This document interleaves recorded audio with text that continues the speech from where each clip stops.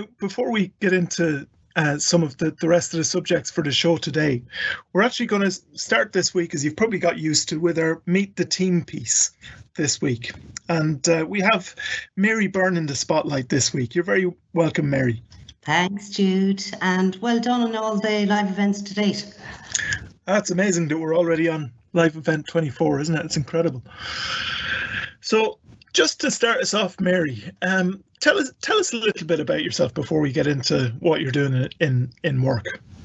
Ooh, okay. I'd like to think, and I do usually say to people, that I'm still 30 and living the life of a 30-year-old, but it doesn't add up, I guess, really, when you put everything together.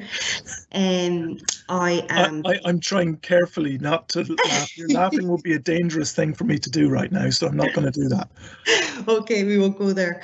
I am the mum of two. I have a boy in national school and I have a daughter who just started in third level. So between them and my husband and work, I guess that's my life at the moment, like everyone else. A bit of a banker, a chef, taxi, nurse. I'm originally from Galway. I played some sport along the way, but I guess just life's got too busy and my focus goes on everything else.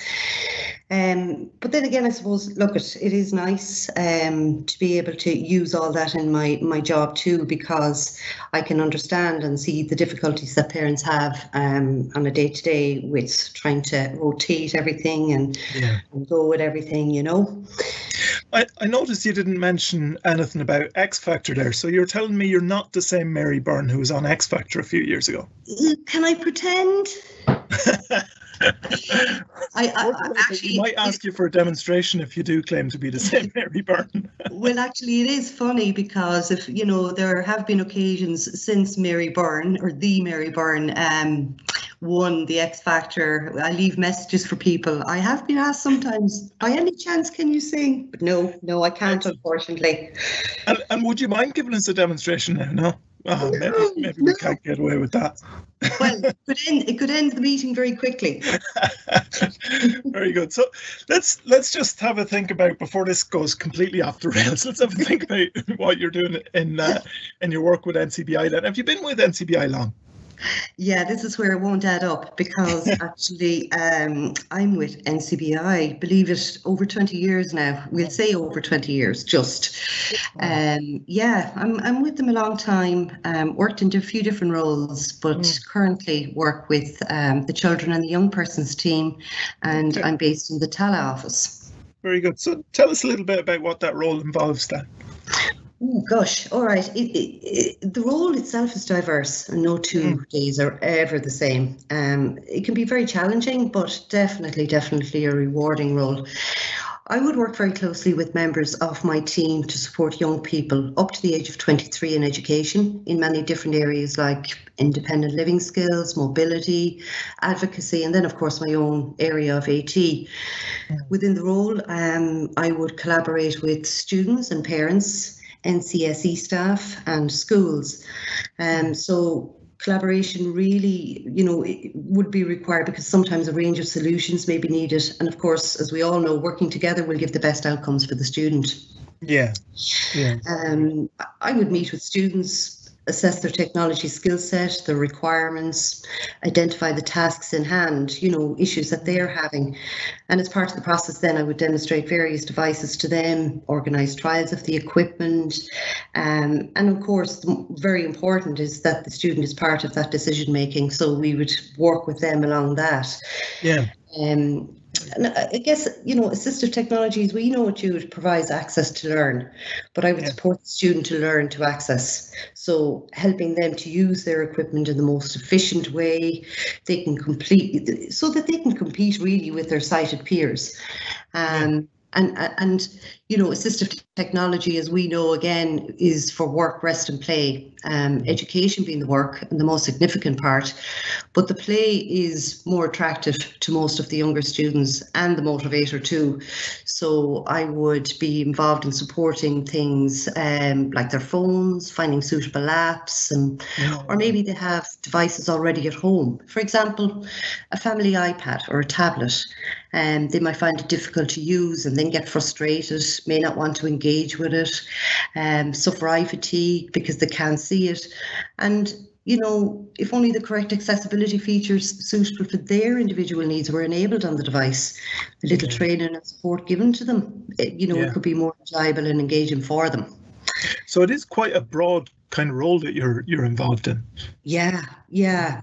And I'd imagine just from what you were saying there, like even the idea of meeting with students and assessing them, the COVID kind of situation must have impacted the way you interact with students quite a lot.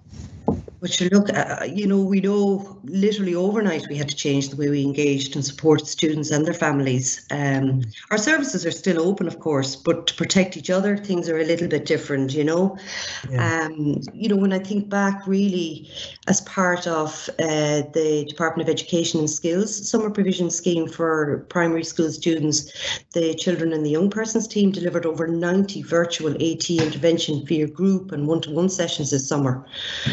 So that was huge. Yeah, that is an incredible amount of work. Yeah.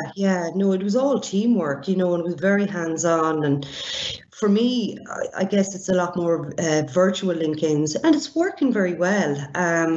Younger children, I suppose, are a lot more comfortable in their own home environment. Personally, I do miss that face-to-face aspect of my job, though, I must admit. Yeah.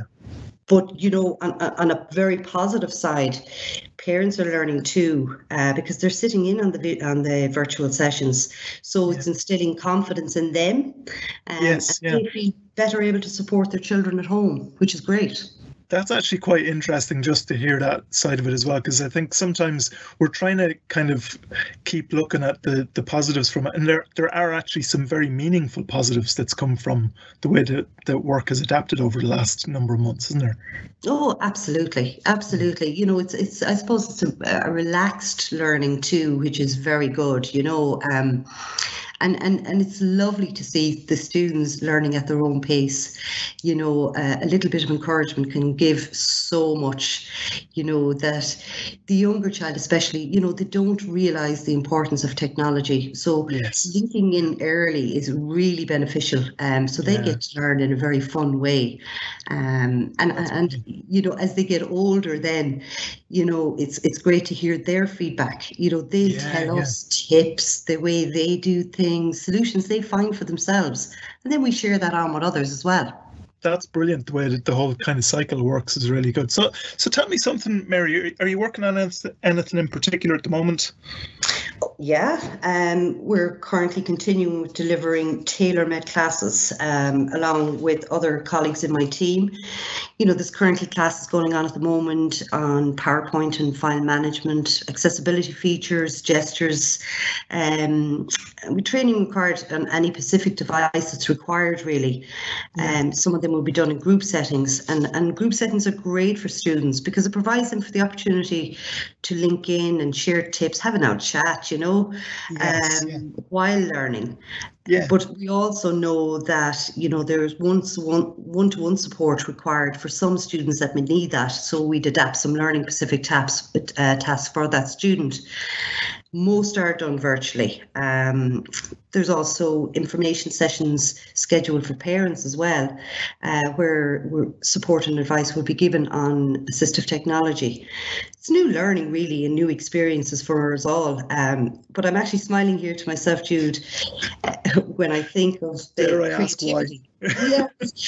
I'm thinking of the creativity, really, of my colleagues when delivering these virtual sessions. It's all new learning, and it can't be all just learning and no fun. So I suppose really what I'll say is that let's just say that there's some very good dancers and very good singers on our team that I never knew existed before. Oh my goodness, that's the sort of thing you can't say on a show like this, Mary, and expect me not to ask, who are you talking about here? No, we won't name names, but they'll know who they are.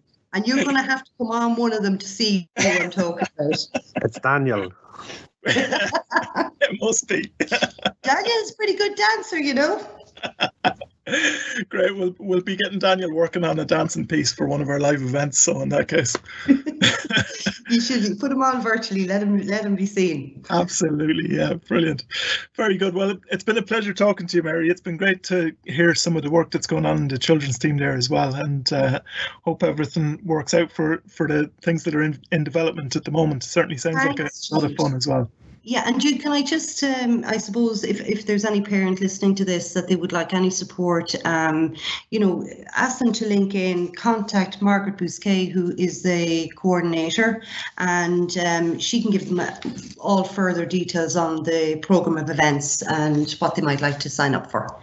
Brilliant. Very good. Well, thank you very much for joining us today, Mary, and all the best with that as well. And if anybody is interested in that, as Mary says, you can contact somebody locally if you need to as well, and they can give you the information. If you want to if you're kind of maybe short of a pen and paper to write down names to contact at the moment, you can always listen back to our live event, of course, on YouTube or the podcast as well, and be able to get that information again. So thanks a lot, Mary.